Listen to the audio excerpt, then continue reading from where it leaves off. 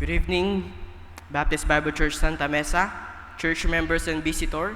Welcome to our Wednesday prayer meeting. And to start, may I request everyone to please stand as we open our service in a word of prayer. Dear God, Heavenly Father, we thank you, Lord, for this time. Lord, we thank you for the blessings that we have been received for these past few weeks. And Lord, we thank you for another midweek that we have been pray for our brethren who have been sick. And Father, we thank you for this time of fellowship and to worship you in spirit and in truth. Father, we ask for your guidance and wisdom that this service must be center of you, Lord. And this all I ask in Jesus' name we pray. Amen. Shall we remain standing as we open our hymn books to page 130? 130 we'll be singing the song, He Loves Me.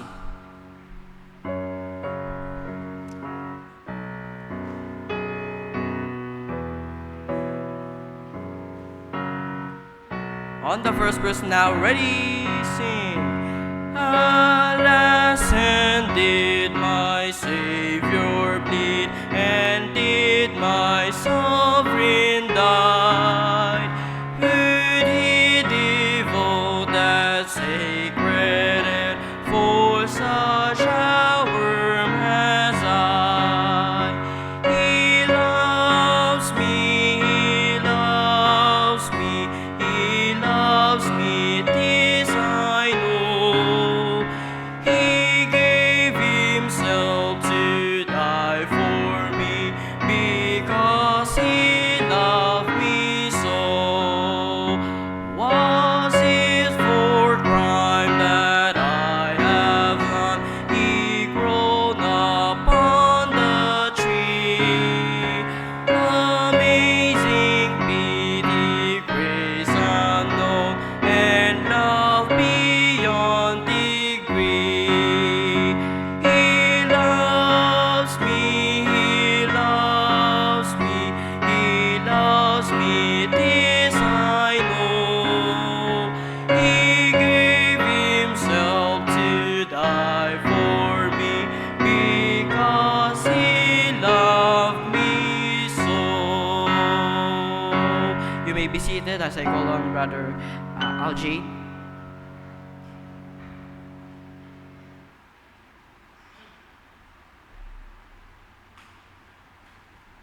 Good evening, church. Welcome po sa ating prayer meeting. Meron po ba kayong blessing na nais pong i-share? Pakibabaan po ng volume, please. And meron po kayong blessing na nais po i-share sa ating pong kalagitnaan. Yun, si Ma'am Grace daw po. Meron.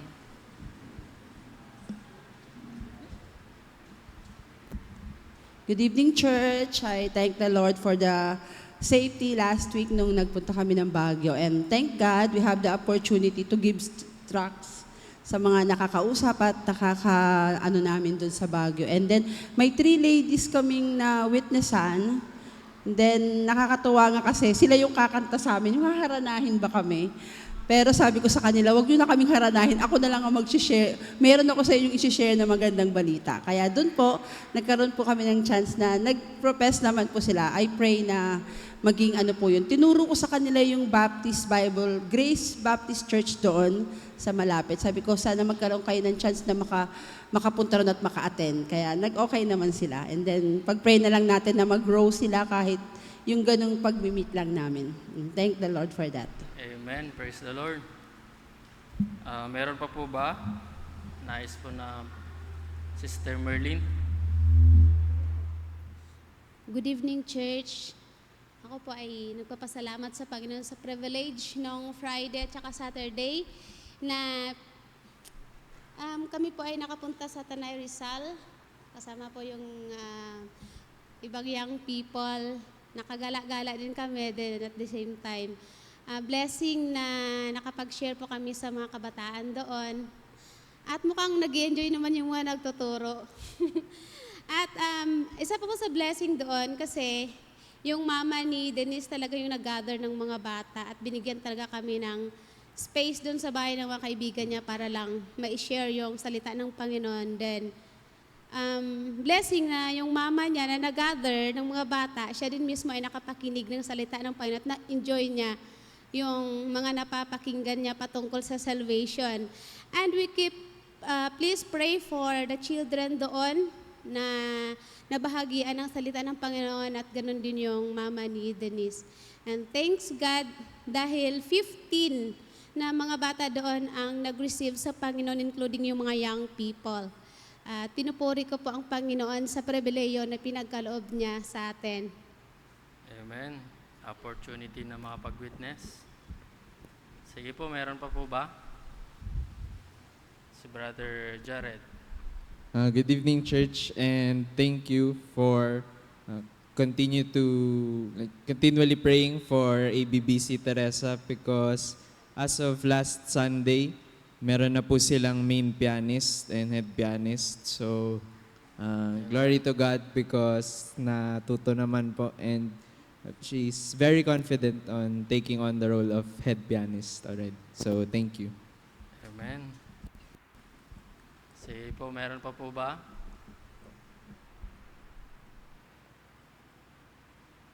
Blessing or opportunity na makapag-witness? Si JR. Good evening, church. So, nagpapasalamat din po ako sa Panginoon na binigyan niya po ako ng pagkakataon na magkaroon ng 3 days Easter Bible Study sa mga, dito lang, malapit lang po sa area natin. And nakakatawa yung 7 young people na nagsasabi sa akin na, Kuya JR, kami naman, turuan mo naman kami, ganito, ganyan. Pero sinabi ko sa kanila na wala akong dalang merienda, okay lang, basta makapakinig kami ng salita ng Diyos. So, nakakatawa lang din po talaga na God still works in the heart of young people pa rin po talaga this time. And yun lang po. Amen. Praise God. Sige po, meron pa po ba? Wala na? Dito po sa prayer list po natin, meron po naka-highlight po dyan, si Rowena Banyes.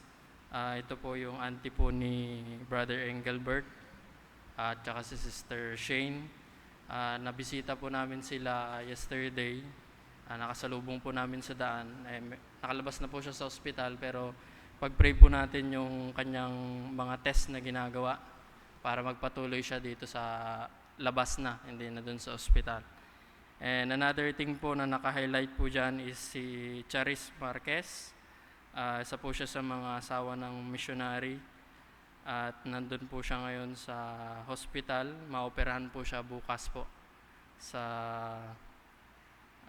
ano nga ba yung pangalan ng hospital? Dr. Jesus. Check ko lang po dito sa Dr. Jesus Delgado Memorial Hospital po sa Kamuning, Diliman. So pag-pray po natin yung maayos yung biopsy niya at maisagawa yung operasyon na gagawin po sa kanya. And also po pag-pray po natin yung mga missionaries po natin sa Taiwan. Ngayon po lang po nalaman na meron palang earthquake po doon at 7.2 daw yung earthquake. So meron nang naitala na siyam na namatay na at 50 po ata na missing. So pag-pray po natin yung mga missionaries po natin doon. Some of our missionaries nag-message po sila na safe naman po sila.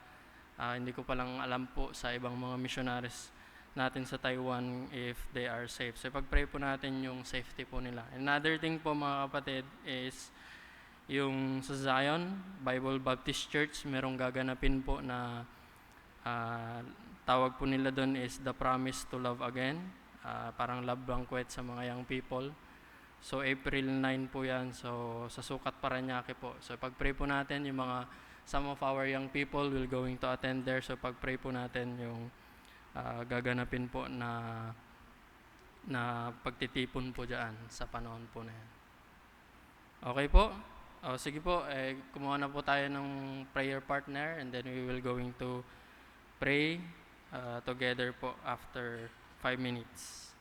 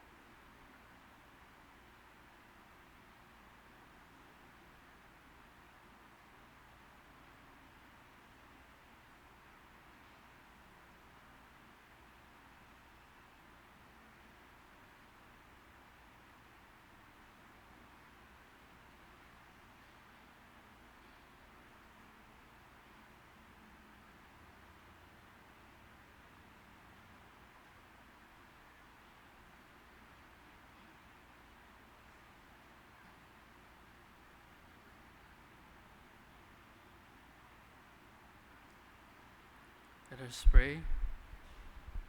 Our gracious, loving Father, again, Lord, we are so thankful, O Lord, for this evening once again. Thank you, O Lord, for your grace. Sa mga nakaraang araw, Panginoon, yung love na pinakita mo sa bawat isa po sa amin, yung protection, O Lord. And we just praise you for that, O Lord. And thank you, O Lord, for the salvation na na-enjoy din po namin. We just pray, Lord, that help us, O Lord, to always enjoy the salvation that we have and give always glory to you, O Lord. And again, Lord, we are praying for our brethren na may mga sakit po, Panginoon, gaya po ng nandito sa mga list po namin. Sa mga cancer patients po namin, Panginoon, kay Sister Ines Castellano, Yas Morales, kay Sister Sonia Barcelto, ganun din po, Panginoon, kay Sis Irene Marcelo, Jo Valleza, Roma Falguera, Gisela Salenga, Panginoon, yung ongoing po na chemo niya, Panginoon, na we just pray, Lord, that you'll be the one to provide for all their needs, Panginoon, sa mga finances po nila, at kayo din po magbigay ng kalakasan sa kanilang katawan, at dalangin po namin ang kagalingan po sa kanila, Panginoon. And we also pray for John Robert Romero, kanyang healing po, Panginoon, sa kanyang leukemia at finances din na pangangailangan. Adeline Navarro,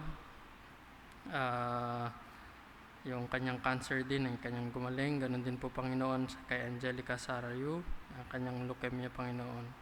And we just pray din po, Lord, sa mga may breast cancer namin po mga kapatiran, gaya po ni Sister Janet Lidas, Carol Luwangco, Corey Esquilio, Susan Mapuyan, Jevelyn Tatel, Marites Villar, at Rebecca Kapelan. We just pray, Lord, na kayo ang patuloy, Panginoon, na magbigay po sa kanila ng hindi lang po physical na strength, kundi, Panginoon, yung spiritual din po na strength na kailangan po nila, Panginoon, and yung comfort din, Panginoon, na sana ay hindi po sila manghina spiritually. Pagkus, Panginoon, sila po ay patuloy na manampalataya po sa inyo. Dalangin din po, Panginoon, kay Rowena Banyes.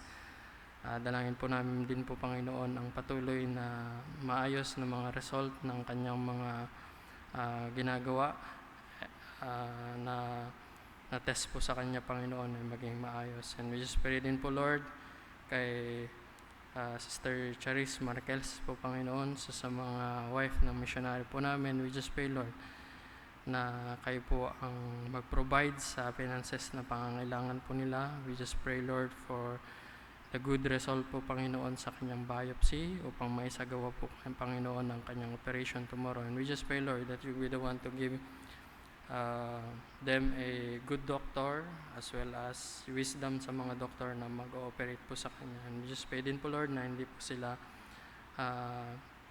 manghina spiritually. At dalangin po namin, Panginoon, na tumatag po yung spiritual na condition din po nila sa ganitong sitwasyon, O Lord. And we just pray, Lord, din po, Panginoon, sa may mga diabetes and kidney problem that our brother and sister, gaya po ni Sister Mina Padagas, Provencio Capuras, Tony Ababaw, LV Giloreza, Leon Cabico, Dante Rodolfo, Panginoon, sa kanyang dialysis as well. Ganun din po, Panginoon, sa mga kapatiran po namin na stroke, half stroke. Dalangin po namin, Panginoon, na kayo ang magpagaling, gaya po kay Brother Tony Chua, Jose Tamunda, Gilmar Cabico, Ramona Malapahaw, at Ricardo Marquez po, Panginoon. Ganun din po, Panginoon, sa mga iba na may karandaman, Panginoon, gaya po ni Jocelyn Sumistrado sa kanyang bone problem, Grace Tanya Pabustan, Panginoon, sa kanyang tumor,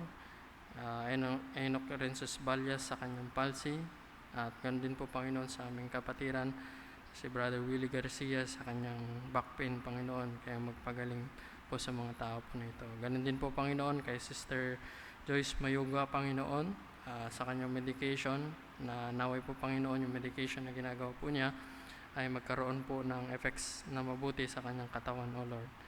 And we just pray din po, Lord, kay Sister Cheryl Lontok, Panginoon, sa kanyang headache na mawala. Ganun din po kay Loreline Cuelma, healing din po ng kanyang cancer and finances. Lucy Lyron, Panginoon, yung proper na diagnosis at mga good result ng mga test po na sinasagawa po sa kanyang, Panginoon. And we just pray din po, Lord, kay Mark Agliam, yung chemotherapy po niya, Panginoon, at yung finances din. Just pray din po, Lord, kay Sister Delia Yu, yung outgoing na dialysis din po niya, at yung finances na pangangailangan, kaya din po mag-provide, O Lord. Ganun din po kay Pastor Reneo Bugtong, yung schedule or sa mga doktor ng wisdom at mga finances na pangangailangan po nila, Panginoon, ay kaya po mag-provide. Because we know, Lord, na kayo ang Diyos na nagpo-provide ng mga pangangailangan po namin, Panginoon, at never ka po nagkulang. And we just pray din po, Lord, kay Bernardo Gariando, full recovery po, Panginoon, sa kanyang sakit. Danilo Solomon, recovery from kidney problem, at complete healing din po, Panginoon, kay Sergio Shacunco. At yan din po, Panginoon, yung complete healing din po kay Lydia Abordo, Heifa Shera, complete healing din po sa kanyang surgery, sa kanyang spine.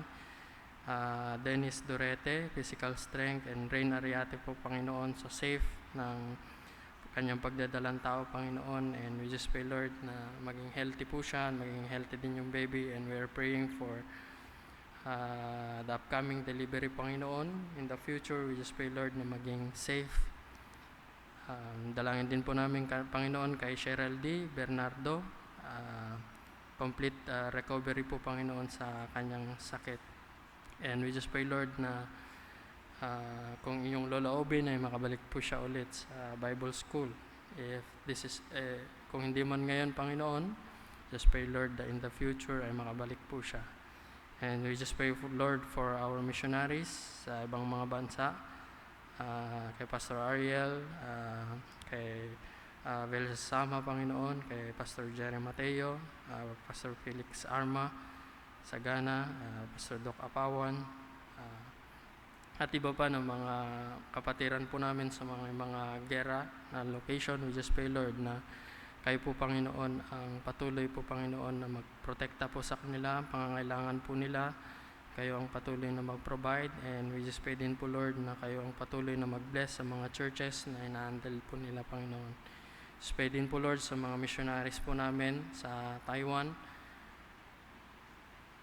na mga nagkaroon ng earthquake. We just pray, Lord, that you be the one, Panginoon, na sana po, Panginoon, mga missionaries po namin ay they are all safe, and dalangin din po namin, Panginoon, that use this calamity, Panginoon, upang mamulatan yung mga tao that they need you, they need Christ as their Savior, O Lord. And we just pray din po, Lord, sa Zion Bible Baptist Church as they conduct, Panginoon, yung banquet po nila. I just pray, Lord, that you be the one to be lifted up and ma-encourage din po at maturuan yung mga kabataan, O Lord. Lalo-lalo na about your greatest love sa bawat isa po sa amin as sinners. Dalangin din po namin, Panginoon, sa mga na-witnessan throughout this week na kayo po, Panginoon, ang patuloy na magbigay ng growth po sa kanila. Kayo po ang magbigay ng mga tao po, Panginoon, na magamit upang sila po ay lumago spiritually, ay madala po sila sa church. And we just pray din po, Lord, sa IBBC Teresa, sa kanilang magiging pastor, at ganoon din po dito sa Santa Mesa. Dalangin po namin, Panginoon, itong mga church po na ito, kayo po ang magbigay ng pastor na inyong loloobin ayon po sa inyong pag-ibig at ayon po sa inyong sovereign will, Panginoon. Dalangin din po namin, Panginoon, sa mga ministries that we have in our church. We just pray, Lord, na kayo pa ang patuloy na mag-uphold sa bawat mga ministry, and dalangin po namin, Panginoon, sa mga lahat na manggagawa po ninyo na kayong patuloy na mag-encourage, kayong patuloy, Panginoon, na magpatatag sa bawat isa upang magpatuloy, Panginoon, sa inyo pong gawain. Dahil, Panginoon, alam po namin na ito po yung nais po ninyo bilang inyong mga anak, na kayo po ay aming paglingkuran, Panginoon. Dalangin din po namin tonight.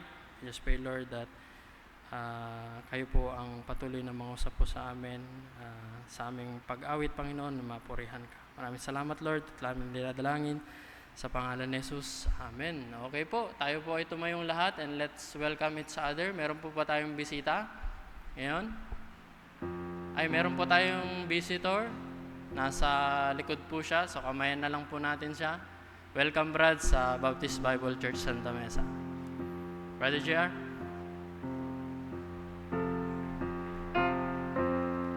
Amen.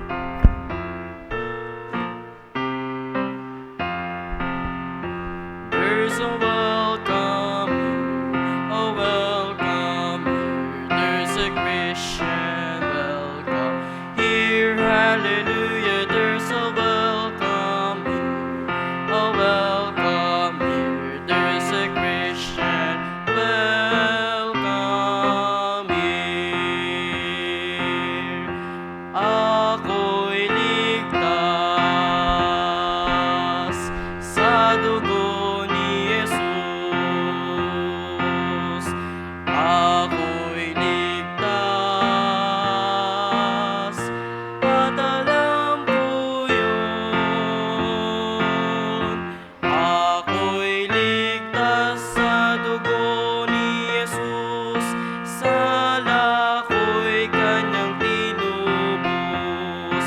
Buhay ko'y binago niya, purihin siya. Tayo po'y manatiling tumayo at ating pong buksan ng ating hymnals on page 309. Page 309, ating pong awitin ang kantang Man of Sorrows, What a Name.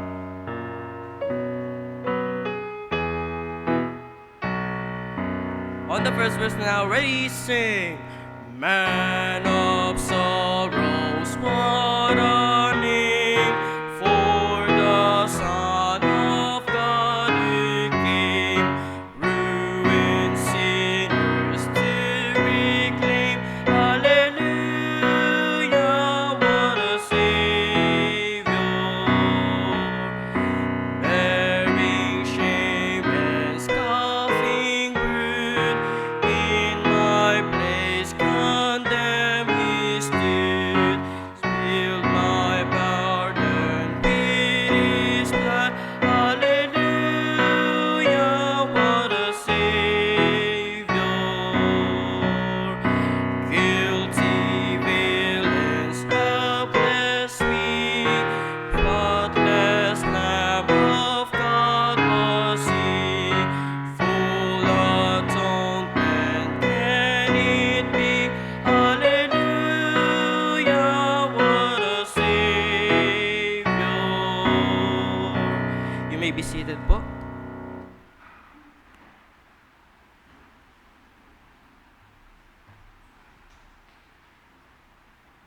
Muli, good evening po sa bawat isa.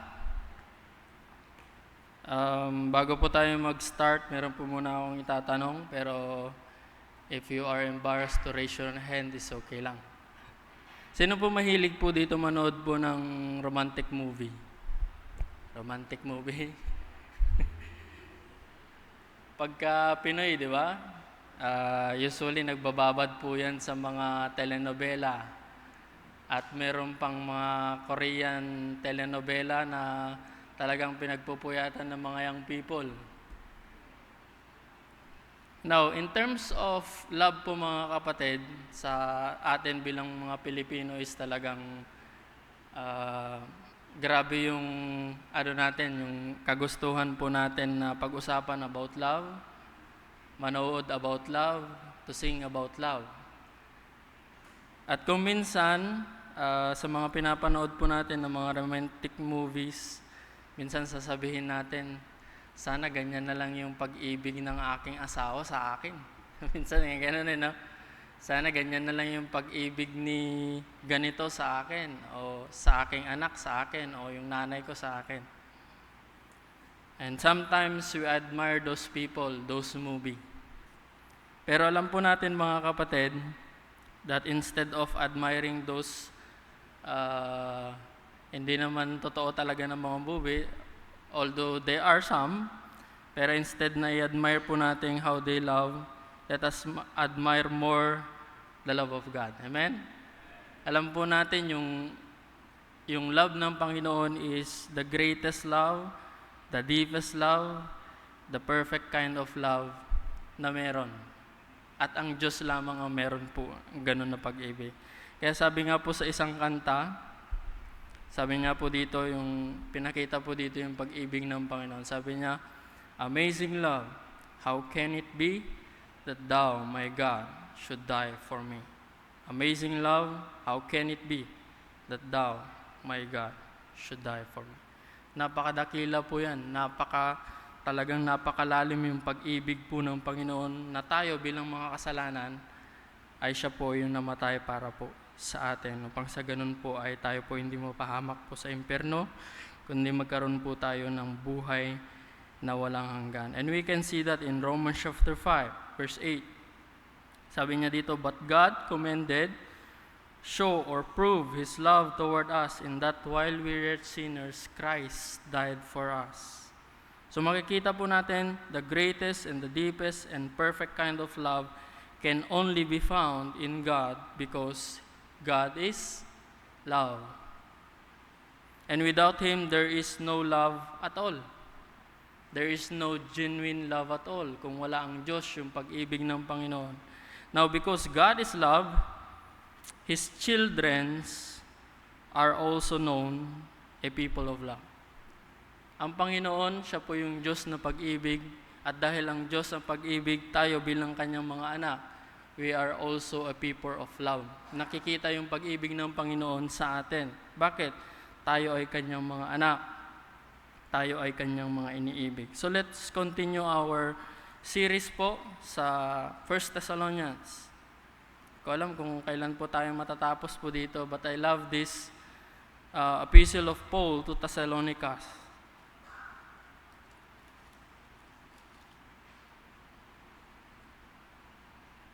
Tayo po tayong lahat mga kapatid, and we're going to read 1 Thessalonians chapter 3.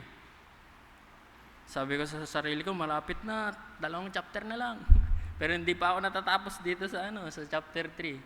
So habang tinitignan po natin yan, ma-appreciate po natin yung pag-ibig ng Panginoon at magbigay sana ng encouragement din po sa atin about loving each other and those people around us. 1 Thessalonians chapter 3. Basahin po natin, nandito pa rin po tayo sa basahin po natin yung verse 9 hanggang 13. Sabi po dito, for what thanks can we render to God again for you, for all the joy wherewith we joy for your sake before our God, night and day, praying exceedingly that we might see your face and might perfect that which is lacking in your faith. Now God Himself and our Father and our Lord Jesus Christ direct our way unto you. And the Lord make you to increase and abound in love one toward another and toward all men, even as we do toward you, to the end He may establish your heart unblameable in holiness before God, even our Father at the coming of our Lord Jesus Christ with all His saints. Tayo po ay sumaglit po na manalangin. Ang ating pong title ngayon ay pinagpapatuloy lang po natin, God's gracious work in the life of the believer. Let's pray. Our gracious loving Father, again Lord, we are so thankful, O Lord, for tonight. We just pray, Lord, that give us a humility, humble spirit, O Lord, and whatever things that we can learn from this passage,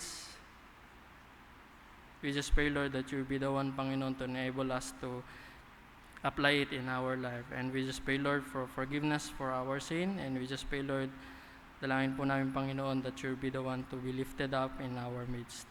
And we just pray, Lord, that the Holy Spirit will going to move and work in everyone's heart and mind tonight, O Lord. And help us, O Lord, to apply this for your glory alone. In Jesus' name we pray. Amen. Okay po, you may be seated po mga kapatid, just like what I said. Parang na-stuck po ako dito sa mga verses po nito because when I'm studying this, there's a lot of things dito na may a-apply po sa church po natin. And just like what I said, this is the third na time po natin na i-discuss po natin ito, yung God's gracious work in the life of the believers. As a believers po mga kapatid, God is still working in us. God is still working on me, di ba? Ang Panginoon ay nandyan pa rin po lagi at nandyan pa rin po lagi na nag-work sa bawat isa po sa atin. Now dito sa ating pong binasa sa background po mga kapatid, Paul was so joyful. Paul was so thankful to the Lord. Bakit po mga kapatid? Because we can see here that he is thankful and joyful to the Lord because as he received the report na nanggaling sa kanila, makikita po natin dito that they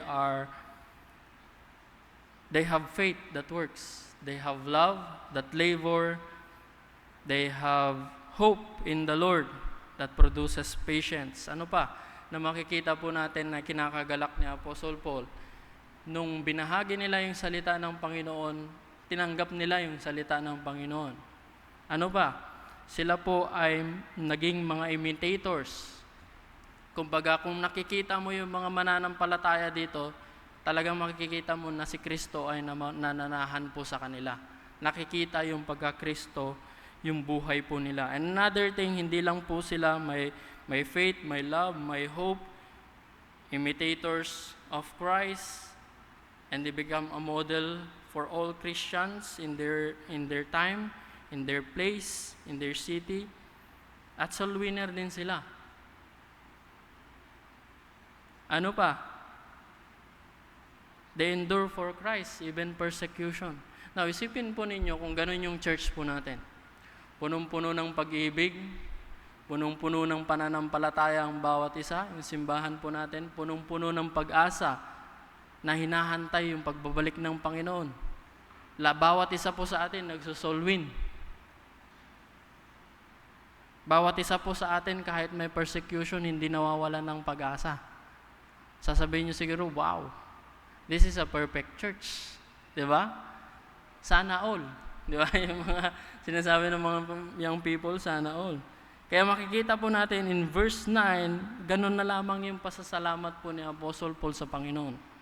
Now, Apostle Paul, instead na sabihin niya, thank me, kasi nag-preach ako sa inyo, naging pastor ako sa inyo, dapat pasalamat kayo sa akin. Pero hindi niya sinabing ganun. O maaari niya sabihin, salamat sa inyo kasi tinanggap niyo ang Panginoon, naging faithful kayo. Hindi. But we can see here that he thanks the Lord. Dahil alam niya si Apostle Paul, that is the work of God, he himself. He is just a vessel. Kaya sinabi niya po dito, for what thanks can we render to God again for you? For all the joy wherewith we joy for your sake before our God. Now, makikita po natin ulit in these verses na hindi po nag-stop si Apostle Paul. Mahirap yung isang church na parang relax na, di ba? Okay, matitibay itong mga to, yung pananampalataya itong mga to, nakikitaan na ng pag-ibig, nakikitaan ng hope, nakikitaan sila ng Kristo sa kanilang buhay, nagsusolwin itong mga to. Nag-i-stop na. Minsan, di ba? Nag-i-stop na yung Kristiyano kasi naging relax na, okay na siya eh. Pero si Apostle Paul hindi. Hindi po siya naging relax na dahil alam niya na maganda po yung result sa kanila. Instead po mga kapatid, instead na mag-relax po siya dahil po sa growth nila spiritually, their love, their faith, their testimonies, the endurance is Christ. Hindi, sinabi niya sa verse 10, night and day, praying exceedingly. Hindi po naging relax si Apostle Paul. Sabi niya, pinapalalangin ko kayo araw at gabi. At grabe yung pananalangin niya, sinabi niya dito, exceedingly. Kung mayroon pong normal na pananalangin po ninyo, maaari siguro pagising sa umaga, kumain, tanghali, merienda, kung mayroong merienda, gabi. Ganyan lang yung normal. Day and night, sinabi nga. Pero sinabi na Apostle Paul, daily, exceedingly. Grabe yung pananalangin po niya. And we as a church, kailangan po natin yan. Our prayer warrior, hindi nyo iisipin na yung panalangin po natin ay walang effect. Kailangan po natin as a church a prayer. Bawat isa po sa atin ay pinapanalangin po ang ating church, pinapanalangin po ang bawat isa. At sinabi niya dito, that we might see your face and might perfect that which is lacking in your faith. Sabi niya, pinapanalangin ko na makita ko kayo. na muli maturuan ko kayo upang sa ganon ay lumalim, tumatag ang kanilang pananampalataya. That is how important yung salita ng Panginoon na pinapangaral sa pulpito, pinapangaral sa bawat mananampalataya. That's why discipleship is very important. Sunday school is very important. Lahat ng gathering na meron tayo, if there is a preaching, that is all important. Bakit? Kasi through the preaching of God's Word, ito yung tumatatag yung pananampalataya po natin. Another thing, makikita po natin dito sa mga mananampalataya. In verse 10, in verse 11, Now God Himself and our Father and our Lord Jesus Christ direct our way unto you. Actually, work yan ng Panginoon. Kahit anong gawin ni Apostle Paul, kahit tama yung motibo niya na gusto lang niyang bumalik sa Thessalonica upang ipangaral ang salita ng Panginoon, upang lumalim sila sa pananampalataya. Pero may hindrance. Tama yung motibo niya, basta mangangaral lang siya doon para lumago sila spiritually. Pero mayroon nagpipigil. Pero alam po ninyo, sinabi niya dito, Now God Himself, our Father and our Lord Jesus Christ, direct our way unto you. Makikita po natin dito, nasa control pa rin ang Panginoon. Siya ang magdedireksyon ng isang tao kung loloobin ng Panginoon. In His perfect time, mga kapatid. Kahit tama yung motibo mo, kahit tama yung desire mo, nandyan yung hindrance ni Satan, pero alam po natin, God is in control. At ang Panginoon pa rin ang magdedirect po sa kanya na makarating po doon.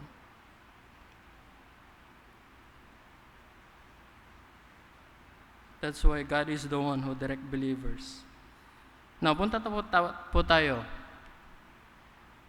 sa pangalawa. God is the one who caused the believer to increase and abound in love. Una, makikita po natin ang Panginoon ang nagdedirect sa bawat mananampalataya. Pangalawa, na makikita po natin, ang Panginoon ang nagbibigay ng pag-ibig at ang Panginoon din ang nagbibigay ng kasaganaan ng pag-ibig po na yan. Pag-apaw ng pag-ibig po na yan, mga kapatid. At sinabi po niya dito sa verse 12, And the Lord make you to increase and abound in love one toward another and toward men, even as we do toward you. Makikita po natin actually ito kung pag-aaralan nyo yung verse 10, 11, 12, and 13. Makikita mo ninyo yung mga verb po dyan is actually a prayer.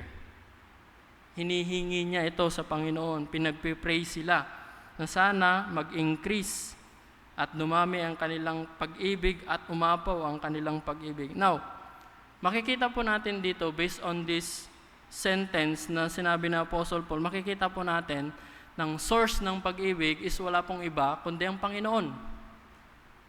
Ang source ng pag-ibig ay wala pong iba kundi ang Panginoon.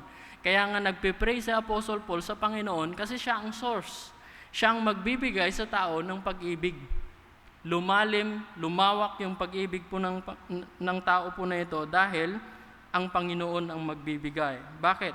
Kasi ang Panginoon, yung root natin dito, ang Panginoon ay siya yung pag-ibig.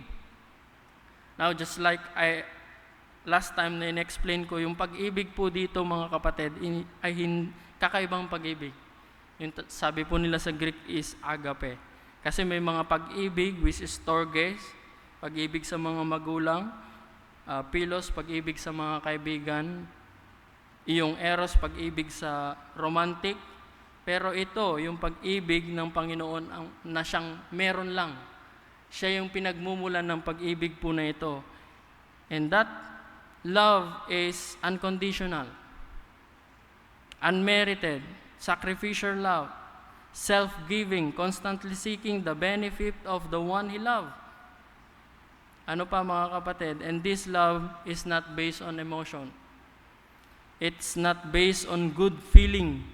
It's not based on physical attraction or familial bond, family bond. Hindi po nagiging base yung pag-ibig po na ito. Ibig sabihin, yung love po na ito, mga kapatid, is a choice. is unconditional, unmerited, sacrificial. At yung pag-ibig po na yan, mga kapatid, is yung pag-ibig ng Panginoon. That's why in 1 John chapter 4 verse 8, makakita po natin that God is love. In 1 John chapter 4 verse 19, that God loved us first before we love Him. And we can see even in the creation, makikita po natin yung pag-ibig ng Panginoon sa atin. Salvation through Christ, makikita natin yung pag-ibig ng Panginoon. Sanctification, yung parang pinapreserve tayo ng Panginoon bago tayo pumanik sa langit, nandyan pa rin ang pag-ibig ng Panginoon sa atin. And delaying His wrath to the unrepented sinners, nandyan pa rin yung Panginoon, yung pag-ibig ng Panginoon. Kung hindi lang mapag-ibig ang Panginoon, judgment anytime darating ang Panginoon. Pero makikita po natin sa sulat dun sa Peter, makikita po natin na dinedelay ang Panginoon. Para lang sa ganun sila po ay maligtas yung mga tao po na mga kasalanan. And the greatest demonstration of love, of God's love is no other than Jesus Christ. Yan yung kumbaga, kung i-show off mo kung gaano yung pag-ibig ng Panginoon sa atin, Jesus Christ on the cross. That's why in John 3:16, for God so loved the world that He gave His only begotten Son, that whosoever believeth in Him should not perish but have everlasting life. Now, because of this love na nag-originate sa Panginoon through Christ, yung love po na yan ngayon, mga kapatid, is pinasa sa atin. Binigay na sa atin as a believers. Yung uri ng pag-ibig ng Panginoon, binigay niya ang kanyang bugtong na anak para mamatay para sa atin, na ilibing at nabuhay magmuli. Yung pag-ibig na yan, mga kapatid, na pinadama ng Panginoon po sa atin, is nasa atin na. That's why in Romans chapter 5 verse 5, sabi po doon, the love of God is shed abroad in our heart. Kaya hindi mo pa pwedeng sabihin na mananampalataya ka pero wala kang pag-ibig. Imposible yan, mga kapatid. Meron kang pag-ibig na nanggagaling sa Panginoon. Kumbaga yung nature natin as believers now, meron tayong nature na ganito. And that is the gift of God. It was shed in our heart. In Galatians chapter 5 verse 22, it is the fruit of the Spirit. Ano po yun? Love. Meron. Pag-ibig. In 1 John chapter 4 verse 8, he that loveth not knoweth not God, for God is love. Kaya imposible sa mga Kristiyano na hindi umiibig. Walang pag-ibig na makitaan sa kanila. Imposible po yan. Another thing, not only ang Panginoon ang source ng love, na ibigay na po sa atin yan, sa atin as mananampalataya. At yung pangalawa dito, because love began with God through Jesus Christ, let us ask for His enabling power to increase and abound our love toward others. Hihingin po natin yan sa Panginoon. Kasi kahit anong gawin ko, kahit anong gawin ng magulang ninyo, o yung mga anak ninyo, yung pag-ibig po na yan, mga kapatid, is mag-i-stack lang yan kung walang tulong ang Panginoon. It will never be abound. It will never be increased. Kaya nga ito yung prayer po ni Apostle Paul sa Philippians. Chapter 1, verse 9. Yung prayer na yung love nila is mag-increase. Umabound din, gaya ng mga taga-Thessalonica. When we say increase po, mga kapatid, it means to have or cause to have much, more than enough. Tapos yung abound, mean to cause to overflow or superabound. Example, parang tubig lang. Di ba? Simple lang. Pag binuhusan mo yung tubig, dumadami, di ba? Pero pag umapaw na ganun, parang ganun. Yung nais niya sabihin po dito. Increasing or overflowing of love. God's greatest commandment for us is to love the Lord and to love one another. Wala na pong iba. Yun po yung dalawa na pinaka-greatest na commandment ng Panginoon. God called us to be loved in our world and He created us to be.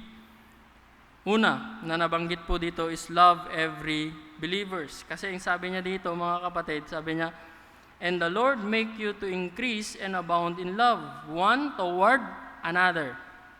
Yan yung una niya, toward one another. And we know that this is the commandment of God. God commanded it, pinag-utos ito ng Panginoon. In Matthew chapter 22, verse 39, we can see there yung dalawa. May nagtanong sa Panginoon, what is the greatest commandments? Binigay ng Panginoon, dalawa. Love the Lord your God with all your heart, mind, soul, strength. Yung iba nga na mga verses is understanding. And the second is to love thy neighbors. In Luke chapter 10. Luke chapter 10. Punta tayo sa Luke chapter 10. Same question. Maaring different na instances. Luke chapter 10.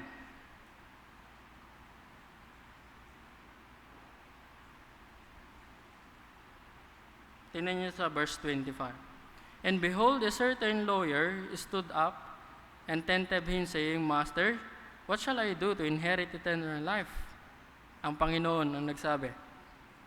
He asked him, what is written in the law? How readest it? So, ibig sabihin, Panginoon, ano gagawin ko para makakuha ako ng buhay na walang hanggan? Sabi niya, ano ba makikita mo o mababasa mo dun sa law? Sabi ng ng lawyer or scribe.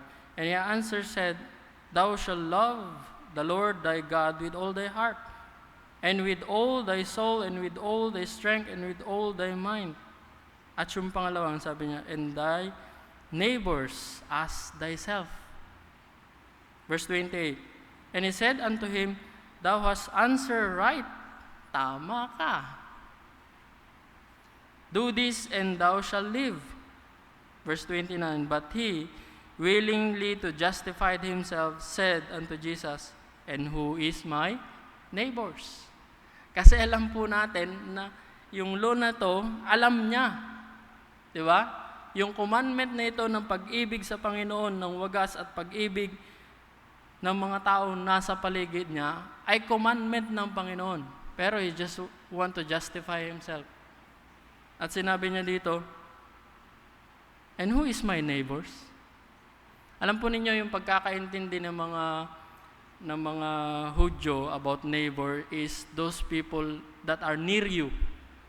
Mga malapit sa iyo. Ito mga malalapit tayo sa kanila. And another thing, definition po nila ng neighbor is those people na merong kang relationship sa kanila.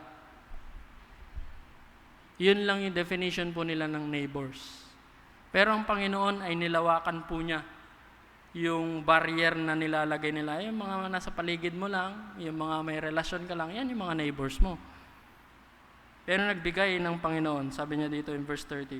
And Jesus answered and said, parable, a certain man went down from Jerusalem to Jericho and fell among thieves, who stripped him of his raiment and wounded him and departed, leaving him half dead. And by chance, there came down a certain priest. So mayroong dito na pinagnakawan at binugbog at kumbaga malapit na siyang mamatay. Half dead. Pero may dumaan na isang priest that way, and when he saw him, he passed by on the other side. Wow. As a Jew, mga kapatid, sabi dito, as a lawyer or as a scribe, ang ginamit ng Panginoon dito, they are talking about love. Loving God and loving their neighbors. Sabi ng Panginoon, kayo, yung priest nga dito sa example na parable ng Panginoon, sila yung nakakaalam ng law and yet they are not practicing it. Gaya ng isang priest po na ito, dinaanan lang. Sila nakakaalam ng law, kailangan ibigin ng Panginoon, ibigin mo. Love thy neighbors as thyself. But this priest, Pass by lang. Another thing. And likewise a Levite, when he was at that place, came, looked unto him, and passed by on the other side. Priests, Levites. Kung susumahin mo sila yung talagang nakakaalam ng law. Pero pinakita ba nila yung pag-ibig dito? Ayon sa parable ng Panginoon, they don't even look at that person. Pero tignan po niyo yung 33. But a certain Samaritans. Alam po natin na yung Jews at saka yung Samaritans, they have no dealings to each other. Yun pa yung ginamit ng Panginoon na illustration sa kanyang parable. Samaritan, yun yung mga kaaway nila eh. Yun yung mga iniisip nila na they are the people who don't even follow the commandments of God. And yet here, in this parable of the Lord Jesus Christ, He uses these people.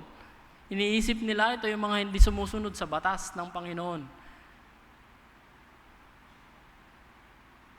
They are their enemies. Ginamit ng Panginoon, and He said, and as He journeyed, came here, and when He saw him, He had compassion on him. And went to him and bound up his wounds. Hindi lang po yung compassion na awa sa kanyang puso, hindi. Nagkaroon po siya ng action, ginagawa po niya. And went to him and bound up his wounds, pouring in oil and wine, and set him on his own beast, and brought him to the inn, and took care of him. Verse 35, and on the morrow when he departed, he took out 2 pence and gave them to the host, and said unto him, take care of him whatsoever thou spend more. When I come again, I will repay you. Grabe yung pagmamahal na pinakita ng Samaritan.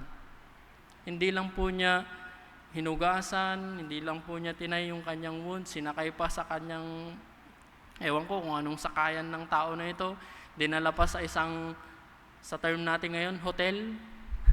Nagstay pa at sabi niya, kung may utang ito, ako na ang magbabayad.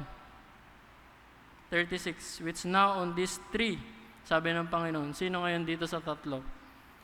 Was neighbor unto him that fell among the thieves. Sino ngayon yung neighbor nito? Tingnan niyo yung sagot ng lawyer. Sabi niya, and he said, he that showed mercy on him. Hindi man lang mabanggit yung Samaritan. Kasi galit siya eh. Sa Samaritan, sabi niya, he that showed mercy on him. At sinabi ng Panginoon, then said Jesus unto him, go and do thou likewise. So ano yung sinasabi ng Panginoon dito? Sige, hindi mo lang alamin kung anong law, kundi i-apply mo rin yung law na alam mo.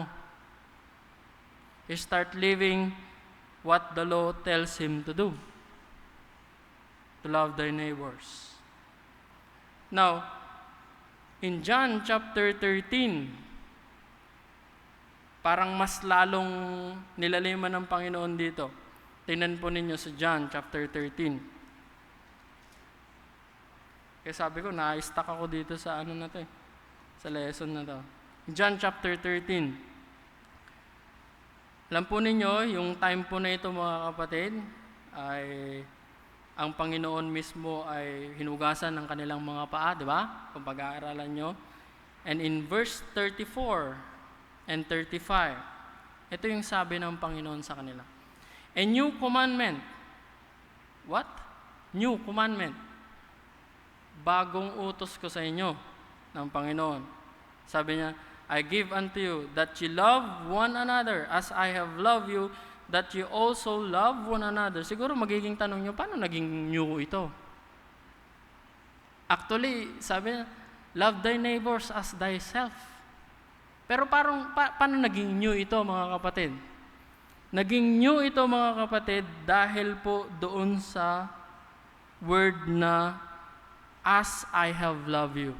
Di ba yung commandments na makikita po natin sa Leviticus 19 and 18, tsaka Deuteronomy chapter 6 at ayon, about these 2 commandments. Pero sabi ng Panginoon, makikita po natin those 2 commandments, sabi, Love the Lord, di ba? Tapos yung pangalawa, love thy neighbors as thyself. Pero dito, ang sabi ng Panginoon, tingnan niyo, "And new commandment I give unto you, that you love one another as I have loved you." Ngayon, yung thyself ay iba na. Love thy neighbors as thyself. Gaya ng sarili mo, pagmamahal mo sa sarili mo. Paano natin iniibig ang ating sarili? Diba? Pinapaliguan, inaasikaso, minimake-upan, sinusuotan ng maayos, pinapakain ng maayos. Ganun lang yung pag-ibig natin sa ating sarili. Yun yung magiging basis natin kung paano natin ibigin ang iba. However, in this passage, sabi ng Panginoon, that ye love one another as I have loved you. Wow, yung pattern ngayon ay mas tumindi, mas bumigat. Kasi kung paano mo ibigin yung sarili mo, madali lang, di ba? Pakainin mo lang, paliguan mo lang, sustansya lang yung malusog, okay na. Pero yung pattern ngayon ng pag-ibig na nais ng Panginoon, kinocommand ng Panginoon sa atin, is how He love us.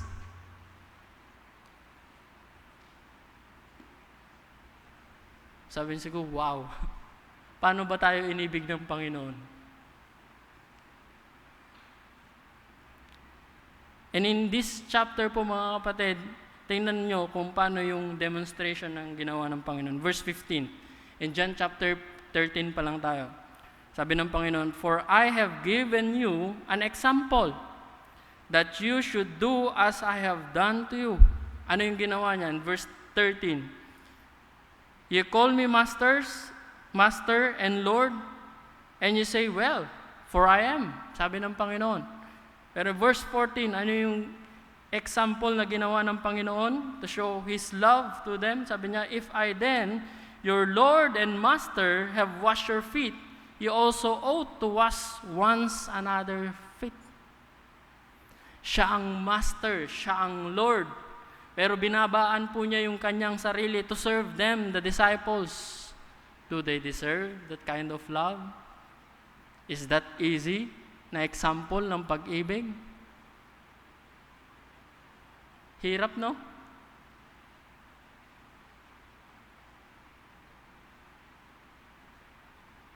And in verse 34, again, balik tayo, sabi ng Panginoon, "A new commandment I give unto you, that you love one another as I have loved you, that you also love one another."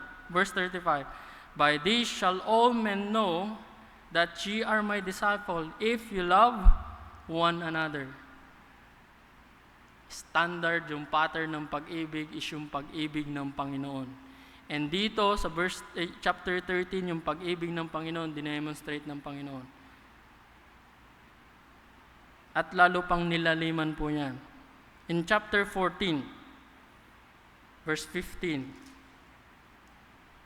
sabi ng Panginoon, "If you love me, keep my commandments." Ano yung commandments ng Panginoon? Love one another as I have loved you. Another thing, verse 21, chapter 14.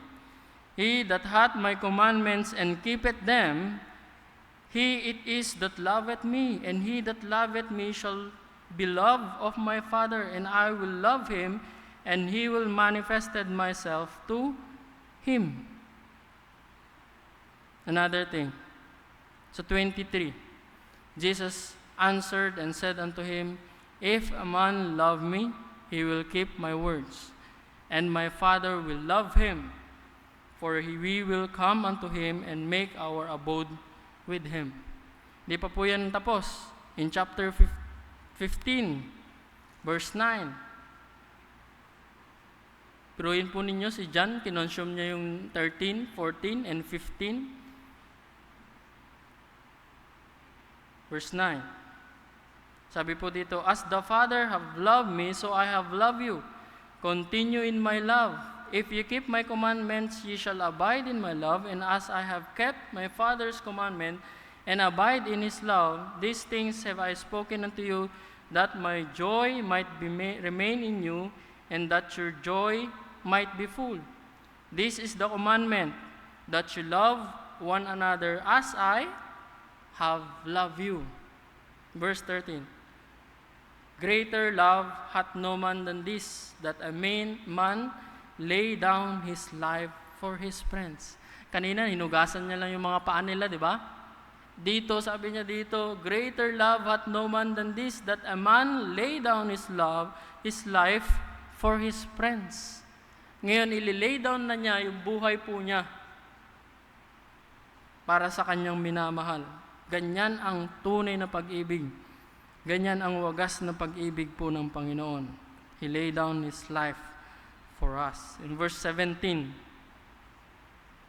these things I commanded you, that you love one another. Mahalin niyo ang isa't isa gaya ng pag-ibig ko sa inyo. At makikita po natin mga kapatid, that God commended His love toward us. In that while we were yet sinners, Christ died for us. Parang sabihin nyo, grabe naman yung standard ng pag-ibig ng Panginoon. Kahit ako na lang mamatay para sa aking minamahal, ganun ang pag-ibig ng Panginoon na gusto niya. Na dapat yung pag-ibig na yan ay makitaan din po sa atin. Sana yung time na lang yun, tumigil no?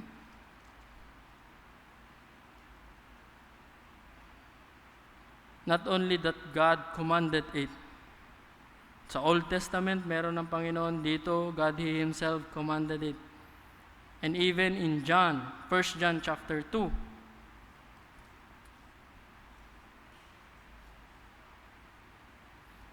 mukhang mapapagalitan ata ako nito, mag-overtime. Sige, basahin lang po natin, verse 1, 2, verse 1 hanggang 11. Sabi dito, my little children, these things write I unto you, that ye sin not. If any man sin, we have an advocate. Sino yon? Jesus Christ, our righteous, and He is the propitiation for our sins, and not for ours only, but also for the sins of the whole world. Now in verse 3, and hereby we know that we know Him. Sinong tinutukoy po dyan? The Lord Jesus Christ. If we kept His commandments. He that saith, I know Him, and keepeth not His commandments, is a liar. And the truth is not in him. But whoso keepeth His word in Him, verily is the love of God perfected, whereby know we that we are in Him. He that saith he abide in Him, ought himself also to be walked, even as He walked. So parang like Christ. He that saith he abide in Him, ought himself also to walk, even as He walked. Brethren, I write no new commandments unto you. Kasi nga, hindi naman talaga new yung commandments na loving each other, thy neighbors. Pero sabi niya dito, but an old commandment which ye have from the beginning. The old commandment is the word which ye have heard from the beginning. Again, a new, not in time, but in quality. Kasi, love thy neighbors as thyself. Pero ngayon, love one another, or love thy neighbors as I have loved you. Standard ng Panginoon. Sabi niya, new commandment I write unto you, which thing is true in Him and in you, because the darkness is past, and the true light now shineth. Verse 9, he that saith he is in the light, and hateth his brother, is in darkness even until now. He that loveth his brother abide in light, and there is none occasion of stumbling in him. But he that hateth his brother is in darkness, and walketh in darkness, and knoweth not written, whither he goeth, because the darkness hath blinded his eyes. And in John chapter 3, in John chapter 4, in John chapter 5, makikita po natin yung commandment na Panginoon, to love one another.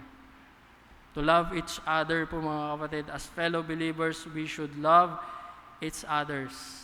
Anong pamantayan? As the Lord's love us. Another thing, love every unbelievers. Sabi niya dito, let's love one another. Pero nilawakan po niya. All men.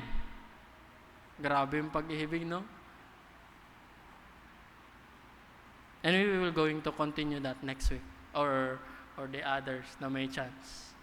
Titignan po natin yung kung bakit sa believers lang ba, sa mga unbelievers, at ano yung mga kondisyon. Kung iibigin ba natin sila, hindi natin sila iibigin. So titignan po natin in the future if still have a chance na titignan po natin itong mga to. Reminders lang po sa atin mga kapatid, we must love one another as Jesus loved us. Kasi yan yung commandment ng Panginoon. We must keep the commandment of God to love each others. Pinag-uutos siya ng Panginoon. Kung gusto nyong i-please ang Panginoon, follow what He commands. Okay? Let's all stand please. And let's pray. Pasensya po kayo. Medyo overtime po tayo ng konti.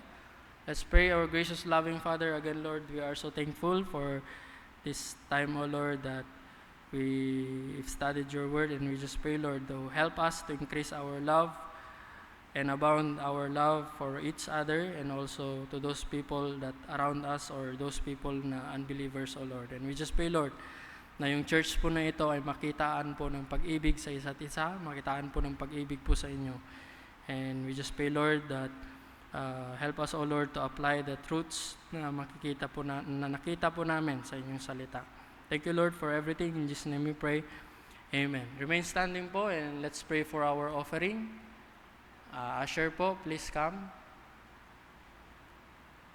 Usher, please. Okay, let's pray for our offering. Usher po.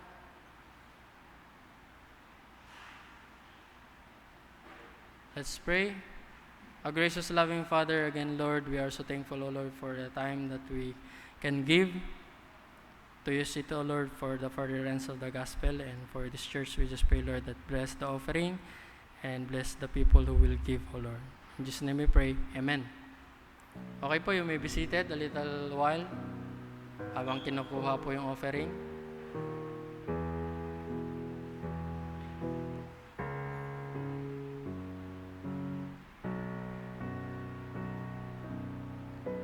Brother JR. Tayo po tayong lahat, mga kapatid, and let's dismiss in singing. Open again your hymn books to page 309. Page 309, we'll be singing again the song, Man of Sorrows, What a Name. On the last verse now, ready, sing. When He comes, our glorious King, all His ransom home to bring, then anew this song we'll sing. Hallelujah, what a Savior. You are now dismissed.